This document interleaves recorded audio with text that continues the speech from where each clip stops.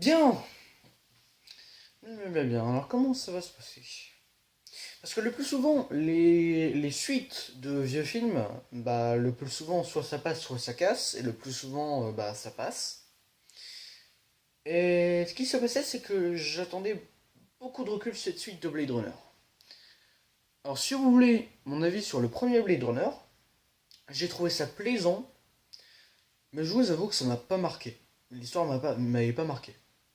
Alors, je comprends, à l'époque c'était révolutionnaire de voir un film comme ça, et moi j'avoue, là ça m'a pas marqué le premier Blade Runner. Et donc, vient cette suite. Et ce qui s'est passé, c'est qu'au début j'étais en mode oh, fais chier quoi. Une suite à Blade Runner 2. Et là je vois marqué Blade Runner 2049. Je me dis qu'est-ce que c'est que ce bordel.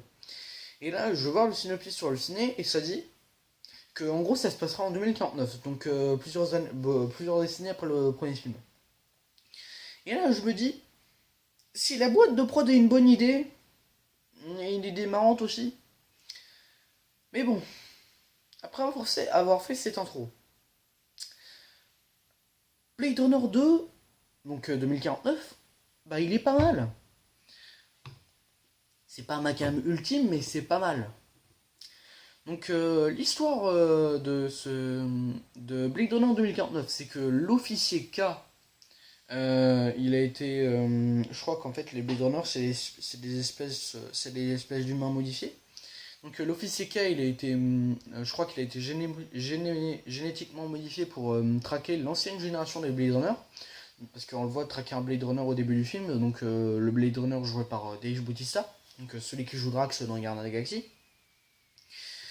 Et il a été modifié pour chasser l'ancienne génération des Blade Runner, parce que depuis la fin du premier film, plusieurs Blade Runners se sont enfuis, et l'officier K a été créé pour traquer l'ancienne génération des Blade Runner. Alors, les points positifs du film. Les effets spéciaux, ils sont très bons.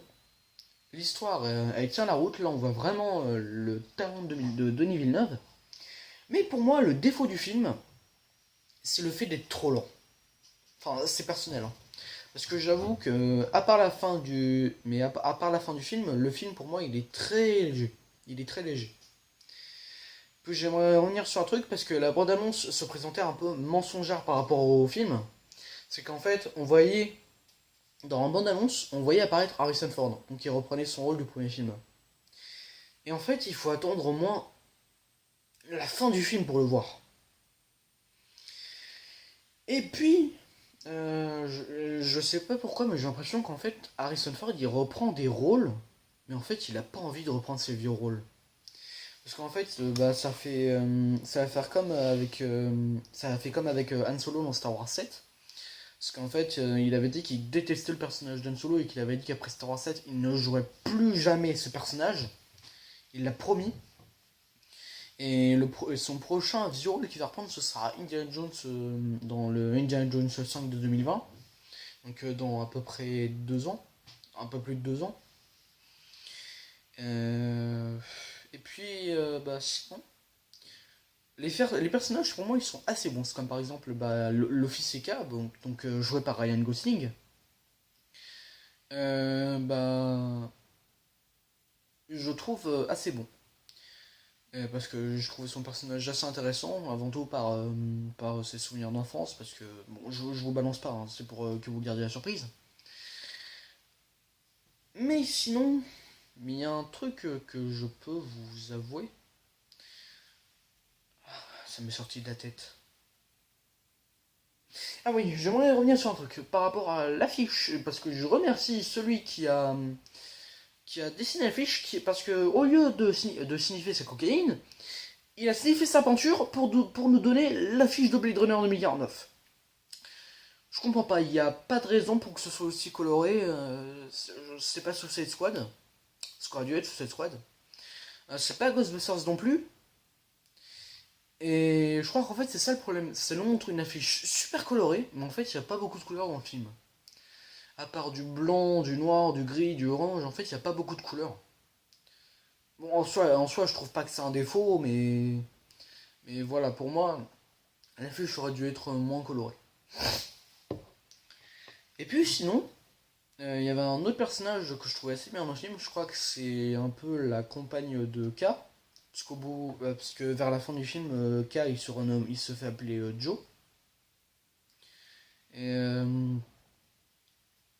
Et, j'avoue qu'il y avait une scène que j'aimais bien aussi dans le film.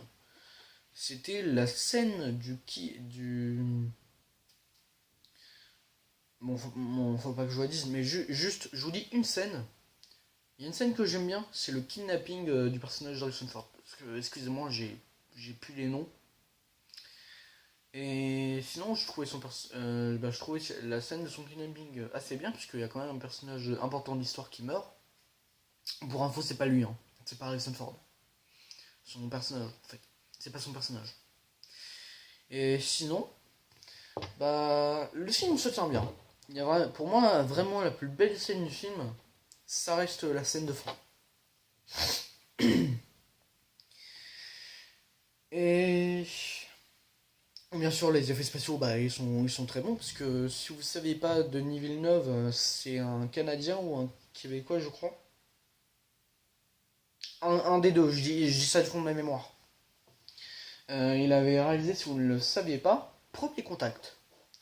Donc un film qui est sorti fin 2016.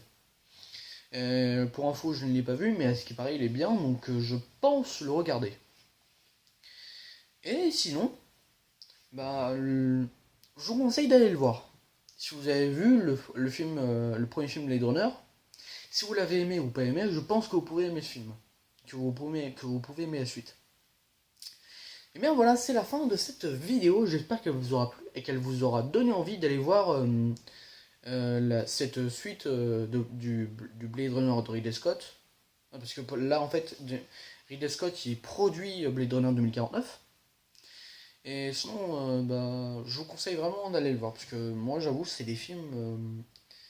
Bon, c'est pas ma cam ultime, mais je trouve que des films comme ça, en France, sortis en France, je trouve ça assez bien. Et bien voilà, c'est la fin de cette vidéo. J'espère que vous irez voir cette suite du classique Blade Runner. Et bien voilà, merci à tous d'avoir regardé cette vidéo. Salut!